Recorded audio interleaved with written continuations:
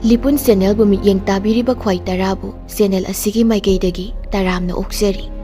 iramdamgi oiba phungawari loinana tonghan tongan furup kanglupki wari masa kayama channel asina miyamda lepa leitana khudol tamjari loinana channel asibu hena mapung phana bagidamakta adom-adomgi thaujal nizari Kumari Khaidem Pramodini gi Ema Khullakpigi NONGGANG-HEI do Hairiba wari macha asi mayamda khudol tamjari wari macha asi pathokcharakpa matamda wahai wata soikhilan kiba amadi chithanandaba yawgrabasu tabiriba pumnamakna ngakpiu haiba wafamsi ahanba maktada thamjari hauji lobirasi Kumari Khaidem Pramodini gi Ema Khullakpigi NONGGANG-HEI do Nongchup chingsang chatpa ahanba khongchani punsigi pukning tayang tasoi awa nungai yanai wasuwai karigino khangde nalaba koilas lambi da cheli jiri jiri aikhoine tongliba jeep gari do thekna khoina ngangang duna kakhatli jeep tuna angamba kabagi sor mapi holimali jeep tuna ngangliba do lepalai tasum thorakpana phana yamna changsilakli Singsang paring singdu ubada ningsing lai ahal lamangi pauro pukning huna ningthijaraba tumin lepliba chingjau paring kayada mong hadriba leng khotpa su taude lemkhre masi ubadagi praman tongnarmo oiba tai ching lemkhreda phajakhreda tappida haibase chatli aikhoi gari thauri lepa leitana urakhi Ising chaibi macha kaya irang lang chingmai di chenthaba tarakhi uchek macha kaya na nungsina khongba asum lakpana nungthilgi pung anirom tasilakle aikhoine imphal dagi jatra torokpadi ayukki pung anidani matamdo Tamenglonggi lambi phatri haujikum ngaihak pothasi haiduna gari khamlaga pothai thong amagi mapanda Aibu Tamenglongda tur chatlusi thabak yengusi haiduna puriba abungbana asumna hairaklami mafam se Tamenglongga Tharonga anigi lamkhaini awang thangba torbanda chatkhiba lambi sina Tharon taba lambi ni mile mangarom chatlaga Tharon churung lei makharomgi lambi khara pakpasina Tamenglong yauba lambi ni surung palakpa aduda aina khangningki Karamba makhalgi surung oiramgadagi phungwa warigi bapna saba surung adugumba oiridra natraga mamangai cherapunjida chatluba surung adugumba oiridra aina hangi abungba nahangna Tharonda surung lei haribasibu kayam chawbanone mi changba chanba jala natraga lamhui makolgumbara abungbana khumlakhi oja haifet chawmale Ay makti changludre mina haibadagi tabani surungduda nung mamal yambakasu phangmale yamna sangna changisu hai aduga sekpi angowasu yamna lei hainai asumna wari sana chatli Tamenglong pangli Tharon lamkhaidagi mile ahum natraga mari changsilagadi lambidu yamna khui mapandasu angakpa phangna ngammi aiga chatminariba pian aduna Gari manungdagi makhada lokhadi yengtharu male is hairaga mamit mamai khumjin khre garigi mamai khumjilibano hangbada man khumlakhi udrabadi khara phai ngamkhre phaklanga chapmani masida ontharabadi saru ngaru pumnamak besan aduna udanaba mai mit khumjili sini abungbana hai masigi lokmai asidani lambi kakpada chingning khairaktuna mi taret pulap nanduna lokhada sikhi haibado madudagi mafamse tare lokau khibani madu tabda amuna abungbagi machin meli hai tamlanu kibana haksangse cheng khaigum nikle tamlanu ko ta abung asumna lakpana numidang wai mamli ba aduwaida aikhoi Tamenglong yaure abungbana hangi Oja kadai de thungsige video saibudi IV da lainaba soidna silam lagani ꯑꯗꯨꯗ ꯑꯩꯗꯤ ꯑꯩꯈꯣꯏꯗ ꯊꯨꯡꯍꯟꯅꯤꯡꯈ꯭ꯔꯦꯗ ꯑꯩꯅ ꯈꯨꯝꯃꯤ ꯅꯪꯒꯤꯗ ꯂꯩꯕ ꯄꯥꯝꯃꯤ ꯚꯤꯗꯤꯑꯣꯗ ꯄꯥꯎ ꯍꯧꯗꯣꯛꯑꯝꯂꯁꯤ ꯑꯗꯨꯒ ꯅꯈꯣꯏꯗ ꯂꯩꯔꯨꯔꯁꯤ ꯑꯁꯨꯝꯅ ꯑꯩꯈꯣꯏ ꯑꯕꯨꯡꯕꯒꯤ ꯃꯌꯨꯝꯗ ꯊꯨꯡꯂꯦ ꯅꯤꯡꯊꯝ ꯊꯥꯅꯤ ꯅꯨꯡꯁꯤꯠ ꯃꯔꯛꯇ ꯂꯝꯁꯥꯡ ꯂꯥꯛꯄꯒꯤ ꯏꯪꯕꯅ ꯑꯩꯈꯣꯏ ꯄꯨꯝꯅꯃꯛ ꯃꯩ ꯇꯤꯡꯅꯤꯡꯂꯝꯃꯤ ꯑꯕꯨꯡꯕꯅ ꯏꯃꯨꯡ ꯆꯪꯂꯨꯁꯤ ꯍꯥꯏꯗꯨꯅ ꯆꯪꯂꯦ ꯌꯨꯝꯗꯣ ꯁꯥꯡꯉꯤ ꯆꯥꯎꯔꯕ ꯌꯨꯡꯂꯤꯕ ꯌꯨꯝꯕꯤ ꯃꯈꯣꯡꯁꯤꯡꯗꯨ ꯎꯕꯗ ꯏꯃꯨꯡꯗꯨ ꯍꯥꯏꯐꯦꯠ ꯂꯤꯡꯕ ꯃꯥꯜꯂꯤ ꯌꯨꯝꯗꯨꯒꯤ ꯃꯅꯤꯡ ꯏꯊꯪ ꯊꯪꯕꯗ ꯃꯩꯖꯥꯎ ꯑꯃ ꯍꯧꯔꯝꯃꯤ ꯉꯔꯪ ꯉꯔꯪ ꯆꯥꯛꯄ ꯃꯩꯇꯥꯜ ꯑꯆꯥꯛꯄꯁꯤꯡꯗꯣ ꯏꯝꯐꯥꯜꯒꯤ ꯃꯩꯐꯨ 10ꯔꯣꯝ ꯍꯥꯞꯄ ꯑꯣꯛꯀꯅꯤ ꯇꯥꯔꯤꯕ ꯉꯥꯛꯁꯪ ꯉꯥꯡꯕ ꯑꯆꯥꯛꯄ ꯃꯩꯇꯥꯜ ꯃꯌꯥꯝꯗꯣ ꯃꯅꯥꯛꯇꯨꯗ ꯐꯝꯂꯝꯃꯤ ꯍꯅꯨꯕꯤ ꯑꯍꯜ ꯑꯃ ꯐꯥꯜ ꯑꯃꯗ ꯂꯥꯛꯂꯤꯕ ꯑꯩꯈꯣꯏ ꯄꯨꯝꯅꯃꯛꯀꯤꯁꯨ ꯃꯩꯅꯥꯛꯇ ꯊꯥꯏ ꯐꯥꯜ ꯑꯃꯃꯝ ꯑꯩꯈꯣꯏꯕꯨ ꯐꯝꯃꯨ ꯍꯥꯏꯗꯨꯅ ꯑꯕꯨꯡꯕꯅ ꯀꯣꯏꯂꯥꯡ ꯂꯥꯡꯉꯤ ꯃꯊꯟꯇ ꯂꯥꯡꯕꯗ ꯏꯅꯤꯜ ꯅꯤꯜꯂꯤ ꯆꯥꯎꯈ꯭ꯔꯕ ꯌꯨꯝꯖꯥꯎꯗꯣ ꯑꯩꯈꯣꯏꯒꯤ ꯆꯥꯅ ꯊꯛꯅꯕ ꯊꯣꯡ ꯊꯥꯛꯅꯕ ꯇꯨꯝꯅ ꯍꯤꯞꯅꯕ ꯁꯤꯜꯂꯤ ꯂꯥꯡꯂꯤ ꯍꯥꯟꯅ ꯂꯩꯔꯝꯂꯤꯕ ꯃꯤꯁꯤꯡꯗꯨ ꯃꯊꯧ ꯑꯃꯃꯝ ꯄꯤꯗꯨꯅ ꯆꯥꯛ ꯊꯣꯡꯅꯕ ꯁꯤꯜꯂꯝꯂꯒ ꯃꯥꯁꯨ ꯑꯩꯈꯣꯏ ꯃꯌꯥꯝꯗꯨꯒꯤ ꯃꯅꯥꯛꯇ ꯐꯥꯟ ꯊꯥꯗꯨꯅ ꯐꯝꯂꯦ ꯑꯕꯨꯡꯕꯅ ꯑꯍꯜ ꯑꯗꯨꯗ ꯃꯈꯣꯏꯒꯤ ꯃꯔꯣꯜꯅ ꯀꯔꯤꯅꯣ ꯈꯔ ꯍꯥꯏꯈꯤ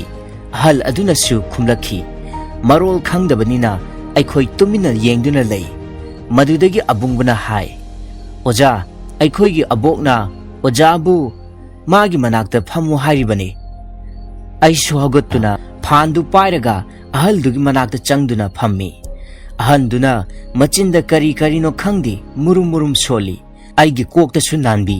अबुंगबना हाइरई ओजा अबोकना हाइरिसे अबोकना पोकबा मचानुपी अैखोइगी इने सीख्रे कुइरे इनेदुगी मसक्का ओजागा चप मानै अबोकना ओजाबु उबदा सीख्रबा अबोकी मचानुपीदु हलक्लबनी हाइना खले यामना नुंगसी इंसांग हाउना थोंगदुना पिजौ हाइरिबनी अबोकना असुमना वारी साना साना मई टिकली इकोई कोइना फम अहल अदुना आइगे खुद सा पाइदुना येंगी सिटपी नानबी अहल अदुगी मतौ उबदा मागी खुइरबा माइथोंदु येंगलगा अइना नुमित्तुदा अहल अदुदगी फंगजखिबदो अहानबददि खंगलमदे इमुंगदो खुलाकपगी इमुंगनी अहनदुना लैखिद्रबा खुलाकपगी नुपीनी अबुंगबना मसुनिपा खुलाकपीदो फना लैसिले चही मौद्रा ओइबे याय मसुनुपानदी मबोगी चही तंगदांगबा खंगदे चाक थोंगबा लोइरे सिले लिफान अनि अहुम मोमदा चाक इंसांग थेले चाक चारसी हाइदुना अैखोइ फाल अममम थारगा लिफान मनाक्ता फमले अबुंगबना अैगे थंगनना फमी अहाव करीमता फंगनदेने चाबु यागद्र खंगदे अैना हंगी अबोक होइदी मखोइदि ngसाइना नुमित ताद्रिङैदा चारमनी हौजिति अबोक फमुंग चंख्रबनी पियन अमुना हाय हंगाम चंफुट उबदा इस चंफुटसिदी पाम्बनीने अैना खुमी हंगामदि अदुम हाइना चागदमनी मदुना चिंजाकी मगुन मांगहंदना चाबगी अचुंबा नियमनी अैखोइ तमगी मितैसिंगना कुपना सोइदुना कुपना मंदुना चामथोकलगा थोंग थाक्लिबसे मितौ तंबदगी सोइरबनी लालबनी विटामिन लोइना मांगहनख्रगा चारबा चाबगी कानबा लैत्रबनी खंगलेदना अमुबा अबुंगबा हाकुम अमा ऐ हैदराबाद ट्रेनिंग चलुइदना चाबा थकपा थोंग थाक्पगी सिंदम लौबा अदुबु मदुदा तमलकपदो अैखोइगी इपा इपुना अहल लमन्ना थाइनदगी सिजनरमलबा चटनरमलबा ngak oiramle anouba amata oiramdre nong ngale aikoina hogalakpada chak loiramle chak chare chaba toklaga khundugi miyam unare wari watai sanare awat apa samaisya kaya khanna nainaraba loira matungda lam yenglusi koithoklusi haiduna aikoi chatli Tamenglong khunjawdugi nongchup pangbadani aikoina chatpado अबुंगबना अैखोइबु लमजिंगी खरा चटलगा चिंगमाय अमदा हाइथरे फजख्रेदा लमदमदो Pammel उपाल सिंगदुना Tumin Tumin लेंगबा खोटपा हाइबा तौदना नोलुकना तराम तरामना अैखोइबु ओक्लिबोय खल्लुइ हौरिबा Pammel सिंगबु उबदा कुमथफम थाक फजना लै लोकमाइदुदा अदुबु कनानादी थवोइबिद्रबा माली मफमदो सेंबा हौगलकपा मतमदा upal singduna nauringay nungpak singduna ngalingay fajaramgadabado kayada fajaramgadaba fajari haujiksu mallasu manna lirabasu lina lokmaida haifet ngami chawi pai lokmaidu thanna hauri nonggang-hei pambi ngakta atay atopa upandi haude langtak narba pukningna khangninglaba thamoina hangjaki asuk yamba nonggang-hei pambi ngakta kanana karam tawna tharamliba lokmaido tamthakri a makha yongna bara khongban yongna abungmana hai thaina mamangaida aikhoigi pakhang leisa mayam hongnaduna barak turenda iruba chatnarami haujikna makha dukangi lampengi cinema hall mamangda chatnare juk ama oirene oja nungpak asangba lam anirom sangba khuduk ani ahumlom pakpa nungpak amagi mathakta khilli nunggi chapugumba ama moongdo sai tengot moong mali jidai amadana nungpak tugi makhul arauba amasu hutli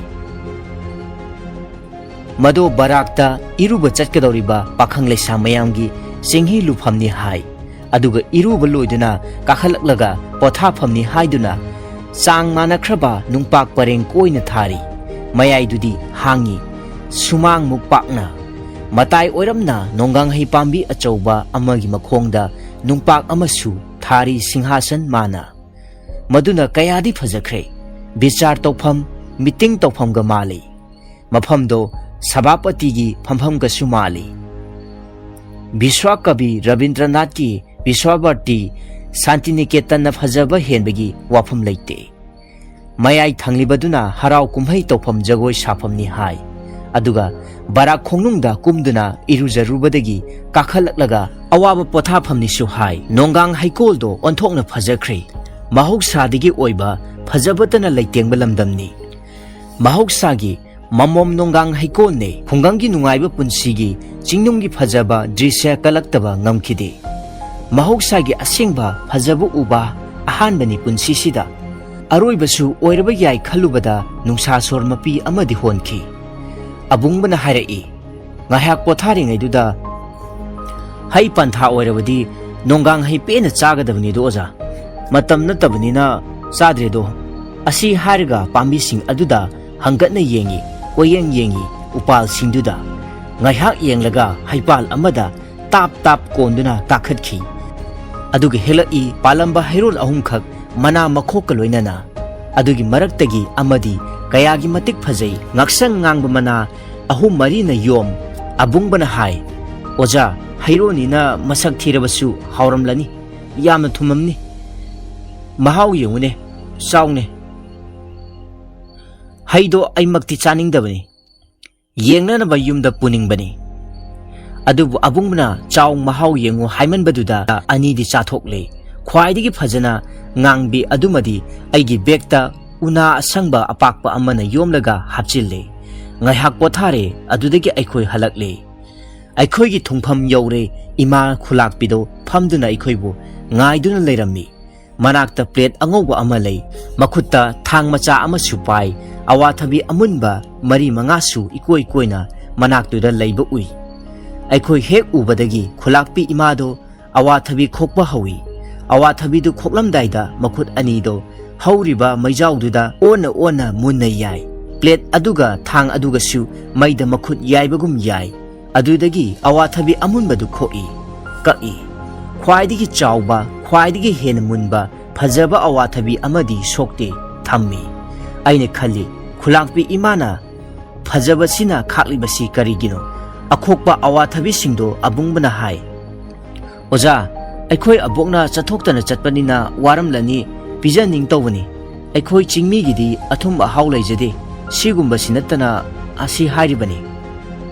numidangi chak toklaba matungda abungbana jagoi yengusi khunna ojagi damak jagoi ama sili haiduna aikhoi lamhang tana chatli maduda tilamba miyamdida angakpani aikhoina ubadadi uwa ching ngakta ui kadaidigi miyamno ngakhi thangmai thande maijau ama hauribadutani lampak adugi mayaida maphamdo ꯃꯩꯖꯥꯎꯗꯒꯤ ꯃꯉꯥꯜꯅ ꯅꯨꯡꯊꯤꯜꯒ ꯆꯞ ꯃꯥꯟꯅꯩ ꯖꯒꯣꯏ ꯍꯧꯔꯦ ꯑꯩꯈꯣꯏꯅ ꯃꯐꯝꯗꯨ ꯍꯦꯛ ꯊꯨꯡꯕꯒ ꯃꯈꯣꯏ ꯑꯩꯈꯣꯏꯕꯨ ꯉꯥꯏꯗꯨꯅ ꯂꯩꯔꯝꯕꯅꯤ ꯅꯨꯄꯥ ꯅꯨꯄꯤ 79 ꯖꯒꯣꯏ ꯁꯥꯔꯤꯕꯗꯨ ꯑꯩꯈꯣꯏꯅ ꯃꯩꯖꯥꯎꯗꯨꯒꯤ ꯑꯀꯣꯏꯕꯗ ꯄꯔꯦꯡ ꯂꯦꯡꯉꯤ ꯄꯥꯛꯈ꯭ꯔꯕ ꯂꯝꯄꯥꯛꯇꯨ ꯄꯨꯝꯊꯟ ꯊꯜꯂꯤ ꯑꯩꯈꯣꯏꯒꯤ ꯁ꯭ꯋꯥꯏꯗ ꯁ꯭ꯇꯦꯖꯗ ꯃꯤ 5-10ꯅ ꯁꯥꯕ ꯖꯒꯣꯏ ꯑꯗꯨꯗꯒꯤ ꯍꯦꯟꯅ ꯈꯦꯟꯅꯈ꯭ꯔꯦ ꯑꯗꯨꯒꯗꯤ 5-10ꯅ ꯁꯥꯕ ꯖꯒꯣꯏ ꯑꯗꯨꯒꯗꯤ ꯈꯦꯟꯅꯈ꯭ꯔꯦ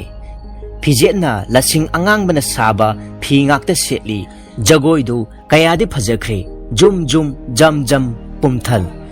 ꯃꯁꯤꯅꯅꯤꯗꯅ ꯆꯤꯡꯒꯤ ꯐꯖꯕ ꯈꯨꯡꯒꯪꯒꯤ ꯁꯨꯝꯍꯠꯅꯤꯡꯉꯥꯏ ꯑꯣꯏꯕ ꯄꯨꯟꯁꯤ ꯍꯥꯏꯕꯗꯣ ꯑꯗꯨꯛ ꯐꯖꯕ ꯄꯨꯟꯁꯤꯁꯤꯗ ꯑꯃꯨꯛ ꯎꯒꯅꯤ ꯍꯥꯏꯕ ꯊꯥꯖꯖꯩ ꯁ꯭ꯋꯔꯒꯗꯒꯤꯁꯨ ꯍꯦꯟꯅ ꯍꯦꯜꯂꯝꯕ ꯇꯥꯏ ꯃꯊꯪꯒꯤ ꯅꯣꯡꯉꯥꯟꯕꯗ ꯑꯌꯨꯛꯇ ꯑꯩꯈꯣꯏ ꯏꯝꯐꯥꯜ ꯊꯥꯗꯣꯛꯂꯒꯅꯤ ꯍꯥꯏꯗꯨꯅ ꯐꯃꯨꯡ ꯐꯥꯅꯨꯡꯅ ꯆꯤꯡꯕ ꯌꯣꯝꯕ ꯂꯣꯏꯔꯦ ꯃꯔꯛꯇꯨꯗ ꯈꯨꯜꯂꯥꯛꯄꯤ ꯏꯃꯥꯅ ꯆꯥꯎꯔꯕ ꯗꯥꯕꯨ ꯑꯃ ꯆꯤꯡꯕꯣꯏ ꯊꯥꯡꯕꯣꯏ ꯄꯨꯊꯣꯔꯛꯏ ꯗꯥꯕꯨꯗꯨꯗ ꯌꯥꯎꯔꯝꯕ ꯐꯤ ꯃꯈꯩ ꯑꯃꯃꯝꯇ ꯑꯣꯏꯅ ꯆꯤꯡꯊꯣꯛꯇꯨꯅ ꯑꯩꯕꯨ ꯌꯦꯡꯍꯜꯂꯤ ꯏꯃꯥ ꯈꯨꯜꯂꯥꯛꯄꯤꯒꯤ ꯂꯨꯍꯣꯡꯕꯗ ꯃꯈꯣꯏꯒꯤ ꯑꯍꯜ ꯂꯃꯟꯅ ꯈꯨꯗꯣꯜ ꯇꯝꯂꯛꯄꯅꯤ ꯃꯆꯥꯒꯤꯗꯃꯛ ꯅꯨꯡꯁꯤꯗꯨꯅ ꯎꯂꯛꯄꯅꯤ ꯅꯤꯡꯁꯤꯡ ꯈꯨꯗꯝ ꯑꯣꯏꯅ ꯏꯃꯥ ꯈꯨꯜꯂꯥꯛꯄꯤꯅ ꯊꯝꯖꯤꯟꯂꯤꯕꯅꯤ ꯍꯥꯏ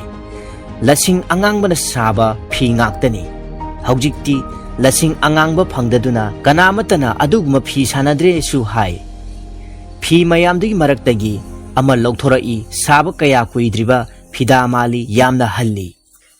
ꯏꯃꯥ ꯈꯨꯜꯂꯥꯛꯄꯤꯅ ꯐꯤꯗꯨ ꯇꯤꯡꯊꯣꯛꯂꯒ ꯑꯩꯒꯤ ꯅꯥꯡꯒꯟꯗ ꯀꯨꯞꯄꯤ ꯑꯩꯉꯣꯟꯗ ꯄꯤꯔꯤꯕ ꯑꯣꯏꯔ ꯃꯥꯜꯂꯦ ꯈꯟꯗꯨꯅ ꯐꯤꯗꯨ ꯑꯩꯅ ꯃꯑꯣꯡ ꯇꯥꯅ ꯏꯟꯁꯤꯜꯂꯤ ꯏꯃꯥ ꯈꯨꯜꯂꯥꯛꯄꯤꯅ ꯃꯣꯃꯣꯟ ꯅꯣꯛꯇꯨꯅ ꯆꯦꯞꯊ ꯑꯩꯉꯣꯟꯗ ꯌꯦꯡꯉꯤ ꯑꯕꯨꯡꯕꯅ ꯑꯥꯊ꯭ꯔ ꯍꯟꯗꯣꯛꯏ ꯏꯃꯥꯅ ꯍꯥꯏꯔꯤꯕꯁꯤꯡꯗꯣ ꯂꯩꯈꯤꯗ꯭ꯔꯕ ꯑꯕꯣꯛꯀꯤ ꯃꯆꯥꯅꯨꯄꯤꯗꯣ ꯑꯩꯅ ꯐꯤꯗꯨ ꯏꯜꯂꯒꯅ ꯑꯃꯨꯛꯀ ꯍꯦꯟꯅ ꯃꯥꯜꯂꯦ ꯍꯥꯏꯔꯤꯕꯅꯤ ꯍꯥꯏꯅ ꯐꯤꯗꯨ ꯑꯩꯉꯣꯟꯗ ꯄꯤꯔꯛꯈꯤ ꯈꯨꯜꯂꯥꯛꯄꯤ ꯏꯃꯥꯗꯣ ꯏꯃꯨꯡꯗ ꯆꯪꯈ꯭ꯔꯦ ꯑꯗꯨꯒ ꯌꯣꯡꯆꯥꯛ ꯆꯔꯣꯡ ꯑꯃ ꯃꯈꯨꯠ ꯅꯥꯝꯃꯅ ꯄꯥꯏ ꯃꯈꯨꯠ ꯅꯥꯝꯃꯅ ꯉꯔꯥꯡꯒꯤ ꯈꯣꯛꯈꯤꯗꯕ ꯑꯋꯥꯊꯕꯤ ꯑꯃꯨꯟꯕ ꯑꯆꯧꯕꯗꯣ ꯀꯣꯜꯂꯤ ꯑꯗꯨꯒ ꯌꯣꯡꯆꯥꯛꯇꯨꯒ ꯑꯋꯥꯊꯕꯤ ꯑꯗꯨꯒ ꯑꯩꯉꯣꯟꯗ ꯄꯤ ꯑꯩꯅ ꯀꯣꯛꯁꯦ ꯈꯔ ꯅꯣꯟꯊꯔꯞ ꯇꯧꯔꯒ ꯂꯧꯏ ꯌꯣꯡꯆꯥꯛꯀ ꯑꯋꯥꯊꯕꯤꯒꯗꯨ ꯈꯨꯜꯂꯥꯛꯄꯤ ꯏꯃꯥꯒꯤ ꯃꯈꯨꯠꯇꯒꯤ ꯑꯩꯒꯤ ꯀꯣꯛꯇ ꯅꯥꯟꯕꯤ ꯅꯨꯡꯁꯤꯅ ꯃꯆꯥ ꯑꯃꯅ ꯃꯃꯥꯗꯒꯤ ꯐꯪꯕ ꯅꯨꯡꯁꯤꯕꯗꯨꯅꯤ ꯑꯩꯅ ꯅꯨꯃꯤꯠ ꯑꯗꯨꯗ ꯐꯪꯖꯈꯤꯕ ꯅꯨꯡꯁꯤꯕꯗꯣ ꯑꯩꯒꯤ ꯈꯨꯠꯇ ꯄꯥꯏꯔꯤꯕ ꯕꯦꯒ ꯑꯗꯨ ꯏꯃꯥ ꯈꯨꯜꯂꯥꯛꯄꯤꯅ ꯍꯥꯡꯗꯣꯛꯎ ꯍꯥꯏꯕꯒꯤ ꯏꯪꯒꯤꯠ ꯇꯧꯕ ꯃꯥꯜꯂꯤ ꯑꯩꯁꯨ ꯑꯩꯒꯤ ꯕꯦꯒ ꯍꯥꯡꯗꯣꯛꯏ ꯃꯥꯅ ꯑꯩꯒꯤ ꯍꯥꯞꯂꯤꯕ ꯅꯣꯡꯒꯥꯡꯍꯩ ꯃꯌꯥꯝ ꯑꯗꯨ ꯍꯥꯡꯗꯣꯛꯂꯒ ꯅꯣꯡꯒꯥꯡꯍꯩꯗꯨ ꯂꯧꯊꯣꯛꯏ ꯂꯧꯊꯣꯛꯂꯒ ꯑꯩꯒꯤ ꯅꯥꯞꯄꯗ ꯊꯦꯠꯄꯤ ꯁꯪꯇ꯭ꯔꯤꯛ ꯌꯦꯡꯂꯒ ꯃꯆꯤꯟꯗ ꯀꯔꯤ ꯀꯔꯤꯅꯣ ꯈꯔ ꯁꯣꯟꯕꯒꯨꯝꯁꯨ ꯇꯧꯏ ꯑꯕꯨꯡꯕꯅ ꯑꯥꯊ꯭ꯔ ꯍꯟꯗꯣꯛꯏ ꯅꯣꯡꯒꯥꯡꯍꯩꯗꯨꯅ ꯂꯩꯔꯤꯃꯈꯩ ꯏꯃꯥ ꯈꯨꯜꯂꯥꯛꯄꯤ ꯍꯤꯡꯂꯤ ꯂꯩꯇ꯭ꯔꯕꯗꯤ ꯏꯃꯥ ꯈꯨꯜꯂꯥꯛꯄꯤ ꯁꯤꯈ꯭ꯔꯦ ꯇꯥꯏꯕꯪꯄꯥꯟꯗ ꯏꯃꯥ ꯈꯨꯜꯂꯥꯛꯄꯤ ꯂꯩꯇ꯭ꯔꯦ ꯍꯥꯏꯅ ꯂꯧꯀꯣ ꯍꯥꯏꯔꯤꯕꯅꯤ ꯑꯩꯒꯤ ꯃꯤꯠ ꯏꯔꯥ ꯆꯦꯜꯂꯤ ꯈꯨꯜꯂꯥꯛꯄꯤ ꯏꯃꯥꯒꯤꯁꯨ ꯑꯗꯨ ꯃꯉꯥꯏ ꯄꯤ ꯇꯩꯊꯣꯛꯏ ꯑꯩꯁꯨ ꯈꯨꯜꯂꯥꯛꯄꯤ ꯏꯃꯥꯁꯨ ꯂꯦꯞꯇꯨꯅ ꯂꯩꯍꯧꯔꯦ ꯈꯨꯜꯂꯥꯛꯄꯤ ꯏꯃꯥꯗꯣ ꯃꯄꯤ ꯇꯩꯊꯣꯛ ꯑꯩꯕꯨ ꯌꯦꯡꯗꯨꯅ ꯑꯩꯅ ꯆꯠꯈꯤꯕꯗꯣ ꯌꯦꯡꯗꯨꯅ ꯑꯩꯁꯨ ꯌꯦꯡꯅ ꯄꯤ ꯇꯩꯊꯣꯛꯏ ꯖꯤꯞ ꯒꯥꯔꯤ ꯃꯅꯨꯡꯗ ꯑꯁꯨꯝꯅ ꯊꯥꯗꯣꯛꯂꯝꯂꯦ ꯇꯃꯦꯡꯂꯣꯡ ꯂꯩꯍꯧꯔꯦ ꯅꯣꯡꯒꯥꯡ ꯍꯩꯀꯣꯜ ꯂꯩꯍꯧꯔꯦ ꯈꯨꯜꯂꯥꯛꯄꯤ ꯏꯃꯥ ꯅꯣꯡꯒꯥꯡ ꯍꯩꯀꯣꯜꯗꯒꯤ ꯂꯨꯅ ꯆꯦꯠꯅ ꯌꯣꯝꯗꯨꯅ ꯄꯨꯖꯔꯛꯄ ꯅꯣꯡꯒꯥꯡ ꯍꯩꯗꯣ ꯑꯩꯅ ꯑꯩꯒꯤ ꯐꯝꯀꯥꯒꯤ ꯐꯛꯂꯥꯡꯗ ꯌꯣꯠꯄꯤ ꯑꯃ ꯈꯔ ꯋꯥꯡꯂꯞ ꯑꯉꯥꯡ ꯅꯨꯕꯤꯅ ꯁꯣꯛꯇꯅꯕ ꯌꯩꯔꯦ ꯑꯗꯨꯒ ꯅꯣꯡꯒꯥꯡ ꯍꯩꯗꯣ ꯌꯥꯟꯗꯨꯅ ꯊꯝꯂꯦ ꯅꯤꯡꯁꯤꯡ ꯈꯨꯗꯝ ꯑꯣꯏꯅ ꯆꯍꯤ ꯀꯌꯥ ꯍꯧꯈ꯭ꯔꯦ ꯀꯨꯝꯖꯥ ꯀꯌꯥ ꯂꯥꯟꯈ꯭ꯔꯦ ꯅꯣꯡꯃꯇ ꯅꯤꯡꯁꯤꯡꯂꯨꯗ꯭ꯔꯦ ꯅꯣꯡꯒꯥꯡ ꯍꯩ ꯂꯩꯔꯤꯕ꯭ꯔꯥ ꯅꯠꯇ꯭ꯔꯒ ꯂꯩꯇ꯭ꯔꯕ꯭ꯔꯥ ꯍꯥꯏꯕꯗꯣ ꯅꯣꯡꯃ ꯈꯨꯜꯂꯥꯛꯄꯤ ꯏꯃꯥꯗꯣ ꯃꯪꯗ ꯎꯔꯝꯃꯤ ꯌꯣꯡꯆꯥꯛ ꯆꯔꯣꯡ ꯑꯃ ꯄꯥꯏ ꯃꯈꯨꯠ ꯅꯥꯝꯃꯅ ꯑꯋꯥꯊꯕꯤꯗꯨ ꯀꯣꯟꯗꯨꯅ ꯑꯩꯒꯤ ꯏꯃꯥꯡꯗ ꯂꯦꯞꯄꯗꯣ ꯏꯃꯥꯒ ꯑꯩꯒ ꯀꯥꯏꯅꯔꯝꯗꯥꯏ ꯃꯇꯝꯗꯨꯗ ꯏꯃꯥꯅ ꯂꯦꯞꯄꯗꯣ ꯈꯨꯜꯂꯥꯛꯄꯤ ꯏꯃꯥꯒꯤ ꯅꯨꯃꯤꯠꯇꯨꯒꯤ ꯁꯛꯇꯝꯗꯣ ꯈꯨꯜꯂꯥꯛꯄꯤ ꯏꯃꯥꯅ ꯍꯪꯕꯒꯨꯝ ꯇꯥꯈꯤ ꯅꯪꯒꯤ ꯅꯣꯡꯒꯥꯡ ꯍꯩꯗꯤ ꯃꯤꯀꯞ ꯈꯪꯊꯣꯛ ꯊꯣꯛꯏ ꯍꯧꯒꯠꯇꯨꯅ ꯌꯦꯡꯉꯤ ꯐꯝꯐꯝ ꯀꯥꯒꯤ ꯐꯛꯂꯥꯡꯗ ꯂꯩꯔꯝꯗ꯭ꯔꯦ ꯅꯣꯡꯒꯥꯡ ꯍꯩꯗꯣ ꯑꯩꯒꯤ ꯇꯃꯦꯡꯂꯣꯡ ꯈꯣꯡꯆꯠꯀꯤ ꯅꯣꯡꯒꯥꯡ ꯍꯩꯀꯣꯜꯒꯤ ꯅꯤꯡꯁꯤꯡ ꯈꯨꯗꯝꯗꯣ ꯏꯃꯥ ꯈꯨꯜꯂꯥꯛꯄꯤꯒꯤ ꯊꯋꯥꯏꯗꯣ ꯑꯩꯒꯤ ꯅꯥꯞꯄꯗ ꯏꯃꯥ ꯈꯨꯜꯂꯥꯛꯄꯤꯅ ꯊꯦꯠꯄꯤꯕꯗꯣ ꯏꯃꯨꯡꯗꯨꯗ ꯂꯩꯔꯤꯕ ꯃꯤꯄꯨꯝ ꯈꯨꯗꯤꯡꯗ ꯍꯪꯉꯤ ꯑꯩꯒꯤ ꯅꯣꯡꯒꯥꯡ ꯍꯩꯗꯨ ꯎꯕ꯭ꯔꯥ ꯍꯥꯏꯗꯨꯅ ꯀꯅꯥꯃꯠꯇꯅ ꯎꯏ ꯍꯥꯏꯗ꯭ꯔꯦ ꯈꯪꯗꯦ ꯎꯗꯦ ꯉꯥꯛꯇ ꯍꯥꯏꯔꯦ ꯑꯃꯅꯗꯤ ꯁꯣꯟꯊꯥꯡꯅꯅ ꯍꯥꯏꯔꯛꯈꯤ ꯆꯩꯔꯥꯎꯕꯒꯤ ꯀꯥ ꯁꯦꯡꯗꯣꯛꯄꯗ ꯑꯉꯥꯡꯁꯤꯡꯅ ꯁꯨꯝ ꯆꯥꯔꯦ ꯇꯤꯂꯥꯏꯈꯣꯝꯕꯤ ꯏꯜꯂꯅꯤ ꯃꯤꯔꯥꯡ ꯊꯨꯔꯅꯤ ꯀꯥꯟꯅꯗꯦ ꯂꯪꯊꯣꯛꯈ꯭ꯔꯁꯤ ꯍꯥꯏꯅꯈꯤꯕꯅꯤ ꯃꯗꯨ ꯇꯥꯕꯗꯒꯤ ꯑꯩ ꯃꯄꯥꯜ ꯊꯣꯛꯂꯦ ꯑꯃꯣꯠ ꯑꯀꯥꯏ ꯍꯨꯟꯗꯣꯛꯐꯝꯗ tabra haiduna chaitek ama pai hot hotuna kaya yengi thiba phangdre aigi nonggang hei kol dagi aina pamjana nungsijana purakpa Ema Khullakpigi thawai imana aigi napada thetpirakhiba nonggang heido thiba phangkhidre adum phangkhidre matang asida loisinjari Ema Khullakpigi nonggang heido